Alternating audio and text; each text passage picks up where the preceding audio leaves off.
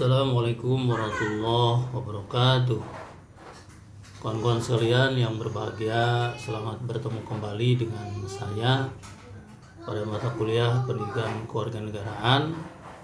Dan pada pertemuan kali ini saya akan menjelaskan salah satu tema penting, yaitu tentang konstitusi negara.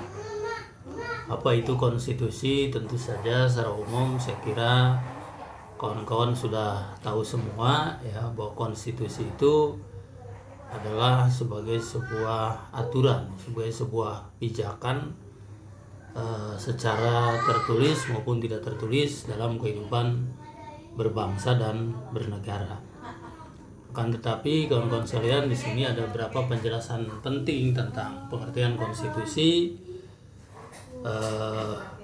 Konsep konstitusi, kawan-kawan sekalian, berasal dari bahasa Perancis, yaitu constituer, ya, yaitu membentuk, artinya membentuk. Nah, ini mempunyai arti untuk pembentukan suatu negara atau menyusun dan menyatakan suatu negara. Jadi konstitusi itu adalah pembentukan suatu negara atau menyusun dan menyatakan suatu negara. Konstitusi adalah peraturan awal atau peraturan dasar mengenai pembentukan negara. Konstitusi juga diartikan sebagai hukum dasar, karena konstitusi itu adalah sebagai sumber hukum dalam pelaksanaan kehidupan berbangsa dan bernegara yang paling dasar sekali. Konstitusi menurut K.C. Ware ini artinya adalah keseluruhan sistem ketatanegaraan dari suatu negara, yaitu berupa kumpulan peraturan yang membentuk, mengatur, atau memerintah dalam pemerintahan suatu negara. Konstitusi meliputi konstitusi yang tertulis sebagaimana tadi yang saya jelaskan, dan konstitusi yang tidak tertulis, ya. UUD 45 atau Undang-Undang Dasar adalah merupakan konstitusi tertulis. Ada juga konstitusi tidak tertulis, misalnya adalah pidato presiden pada tanggal 16 Agustus setiap tahunnya di sidang parlemen, ya, di hadapan anggota DPR dan MPR, yang menyampaikan tentang volume anggaran setiap tahunnya. Itu adalah konstitusi yang tidak tertulis. Tidak ada tertulisnya, tapi itu adalah sebagai konvensi atau kebiasaan yang menjadi hukum dasar. Kawan-kawan sekalian, berikutnya, istilah Undang-Undang Dasar merupakan terjemahan dari istilah Belanda grondwet, ya. Grond artinya dasar atau tanah, wet adalah undang-undang. Jadi grondwet itu adalah undang-undang dasar, itu asalnya dari bahasa Belanda. Berikutnya, materi umum atau substansi konstitusi. Steinbeck misalnya mengatakan pada umumnya suatu konstitusi berisi 3 hal. Yang pertama adalah tentang hak-hak asasi manusia.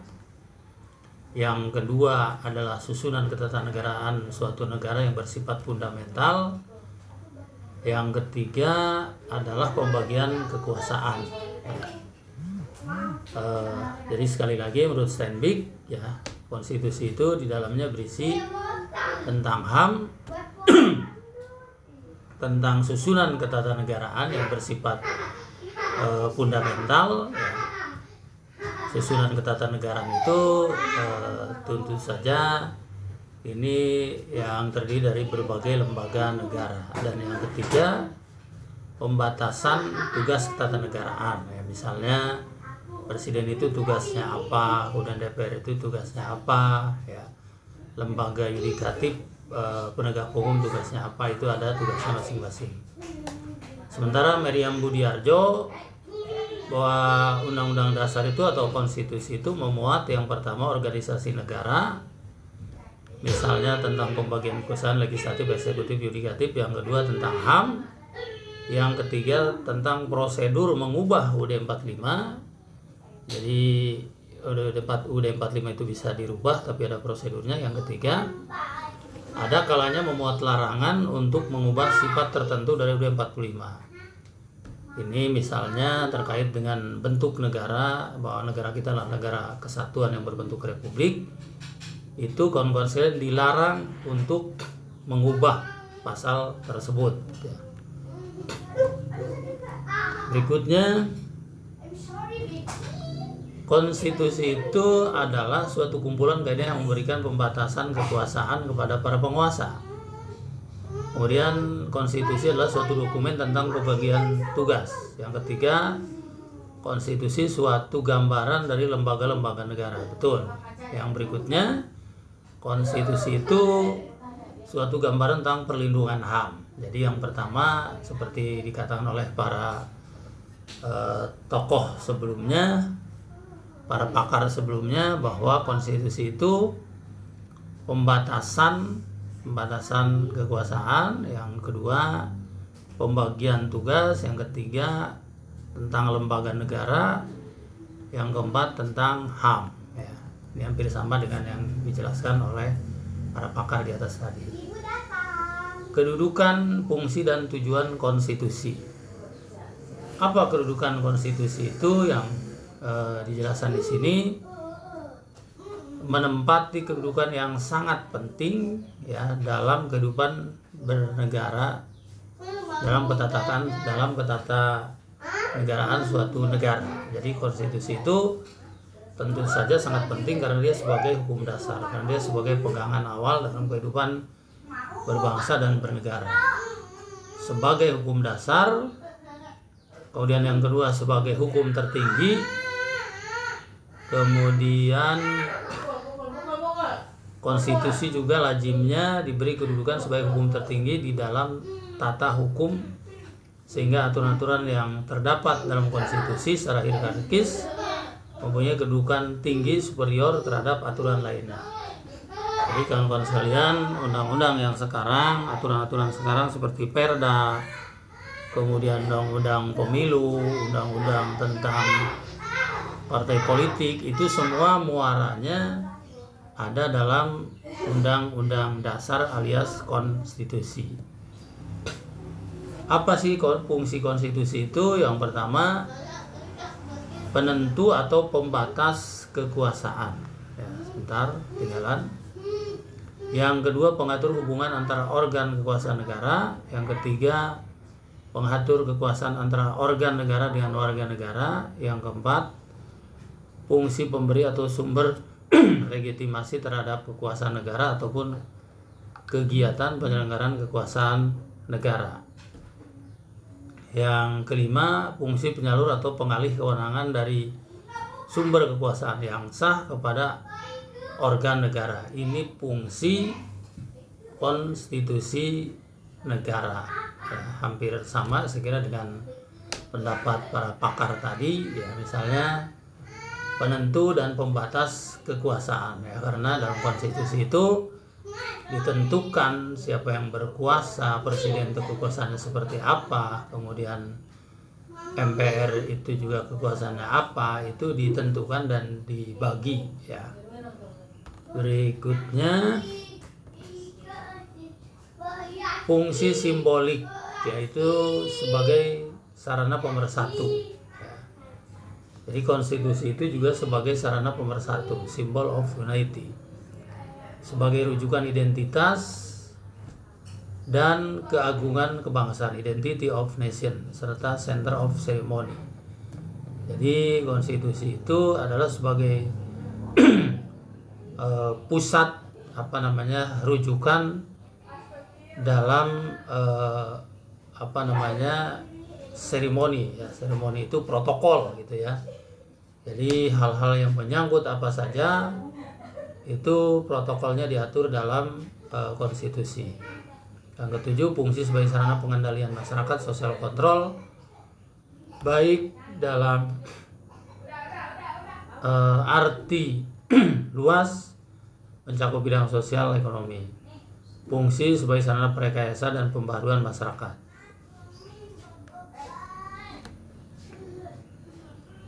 Berikutnya, tujuan konstitusi untuk pemberian pembatasan dan pengawasan terhadap kekuasaan, karena kekuasaan itu dibatasi dan diawasi oleh siapa? Oleh konstitusi, untuk membebaskan kekuasaan dari kontrol mutlak para penguasa. Jadi supaya kekuasaan itu tidak disalahgunakan oleh penguasa, maka diatur oleh konstitusi.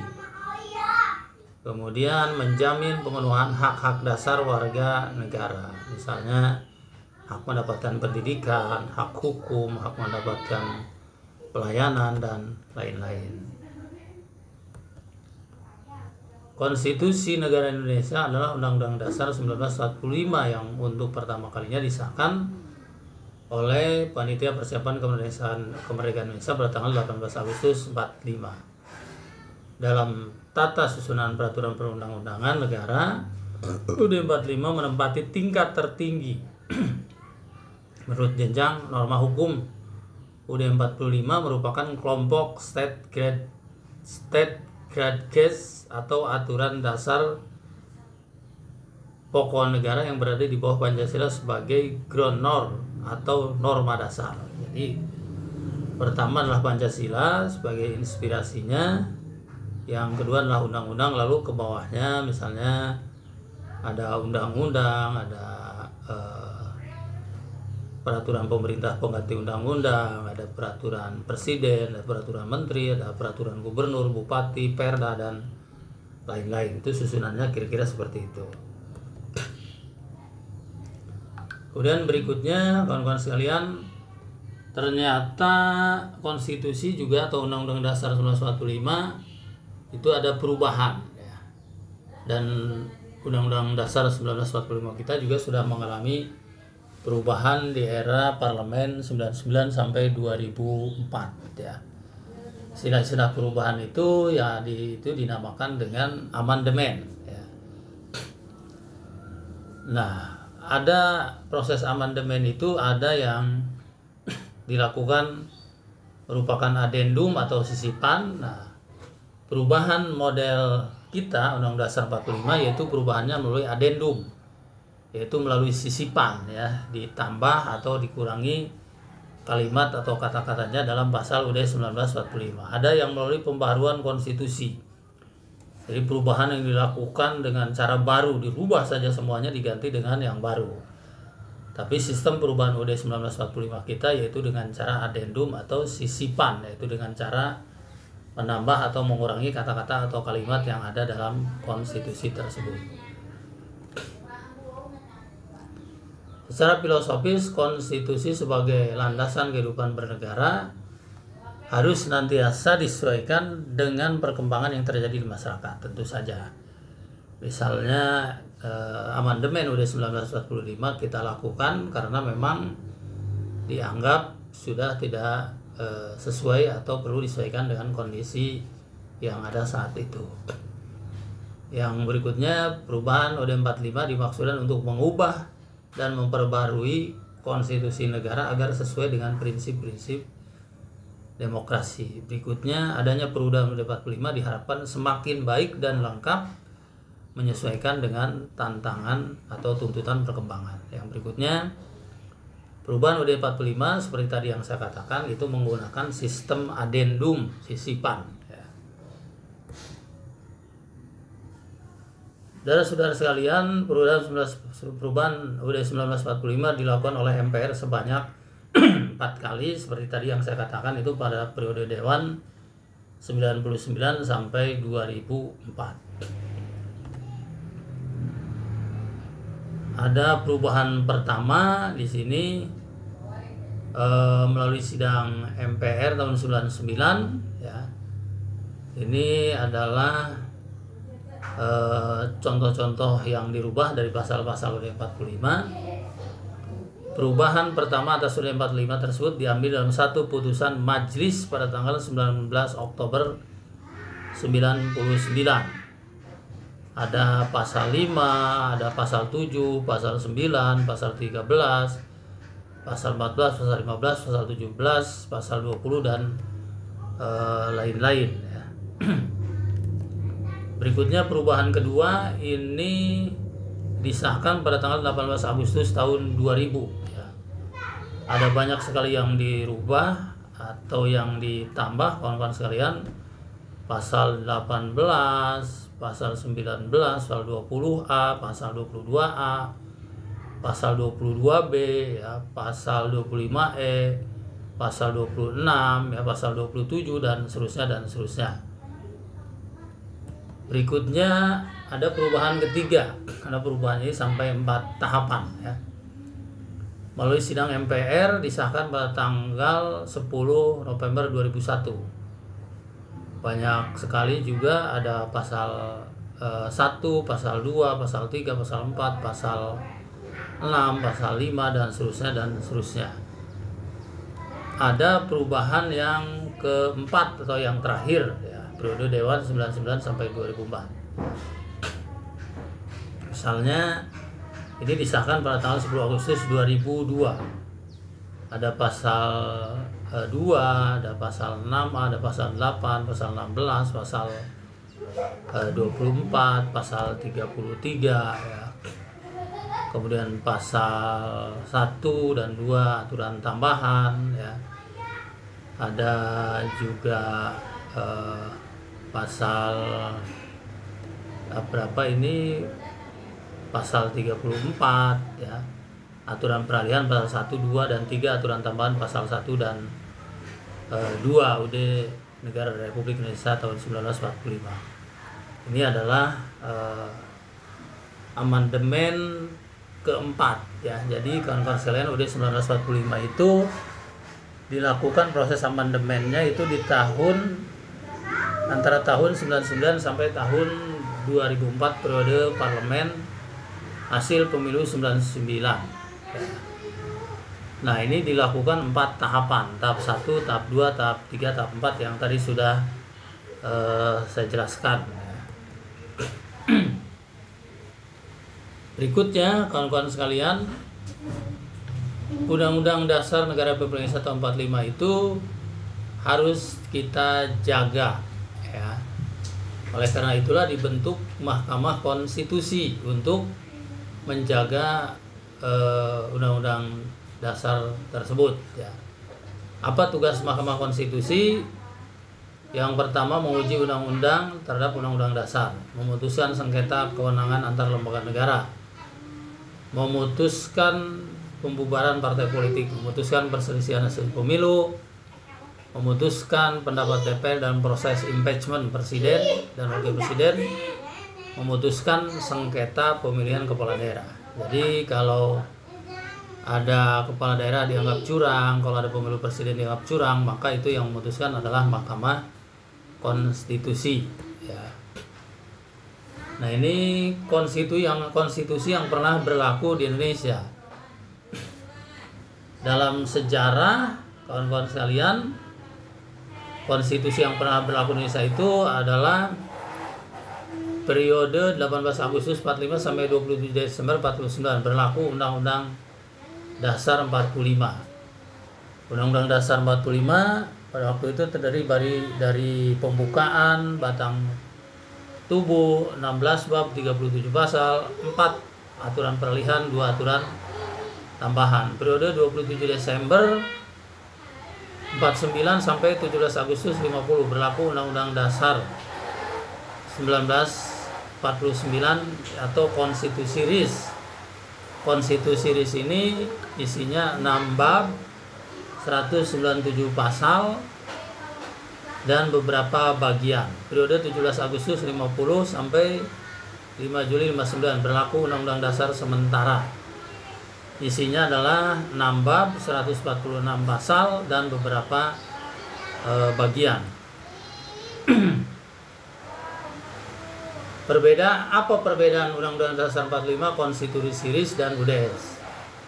Perbedaannya kawan-kawan sekalian, jika di UUD 45 bentuk negaranya kesatuan, bentuk pemerintahannya republik, sistem pemerintahannya presidensial, sedangkan Konstitusi RIS bentuk negaranya serikat, bentuk pemerintahannya republik, dan sistem pemerintahannya parlementer. UDS 50 bentuk negaranya kesatuan, bentuk pemerintahannya republik, dan sistem pemerintahannya parlementer. Ya.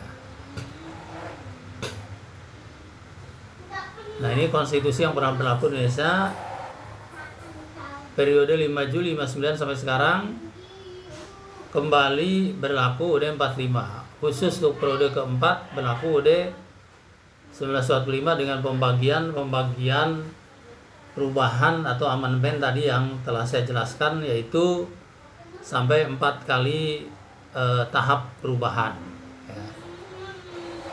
Nah, ini berikutnya juga ada bagannya, bagan konstitusi yang pernah berlaku di Indonesia. Ya. Ada undang-undang dasar, ya. Kemudian juga bergeser kepada konstitusi RIS, ya. Kemudian juga ke UUDS, kembali lagi ke UUD 45. Kemudian ada perubahan, ya, tadi yang 4 kali. Sudah sekalian, perubahan 1, 2, ya. Tahun 45. Kemudian ada juga perubahan ke 1, ke 2, ke 3, ke 4. Lalu kemudian 9 November 2001 sampai 10 Agustus 2009 perubahan 1, 2, 3 UUD 45 tahun 1945. Jadi sungguhnya ini bagaimana konstitusi yang pernah berlaku di Indonesia. Nah, ini bisa dijelaskan dari sini, ya. Ini sudah saya jelaskan tadi, ya. Ada periode yang pertama, yaitu dalam sejarahnya kawan-kawan sekalian hingga sekarang telah berlaku 3 macam undang-undang di negara kita, ya. Tahun 45 sampai tahun 49 undang-undang dasar, ya. Kemudian ada juga periode 27 Desember sampai 49 ini berlaku konstitusi RIS, dan yang ketiga tahun 50 sampai 5 Juli berlaku UDS, ya.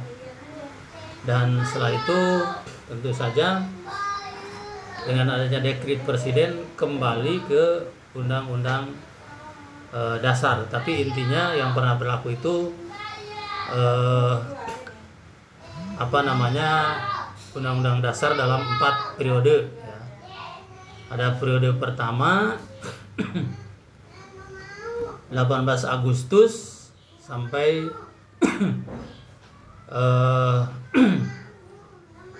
18 Agustus 45 sampai 27 Desember 1949, ya. Kemudian yang kedua yaitu 20 Desember 45 sampai 17 Agustus 50, ya. Ini adalah penjelasan tentang undang-undang yang pernah berlaku di Indonesia, ya. Nah, ini jadi ada undang-undang dasar, ada konstitusi RIS, ada UDS, dan kembali lagi ke undang-undang dasar. Saya jelaskan lagi konstitusi yang pernah berlaku di kita. Ada undang-undang dasar, disebutnya Undang-Undang Dasar. Ada konstitusi RIS Republik Indonesia Serikat. Ada undang-undang dasar sementara, ya. Ada undang-undang dasar, alias kembali lagi ke Undang-Undang Dasar 1945. Terima kasih atas kebersamaannya. Wassalamualaikum warahmatullahi wabarakatuh.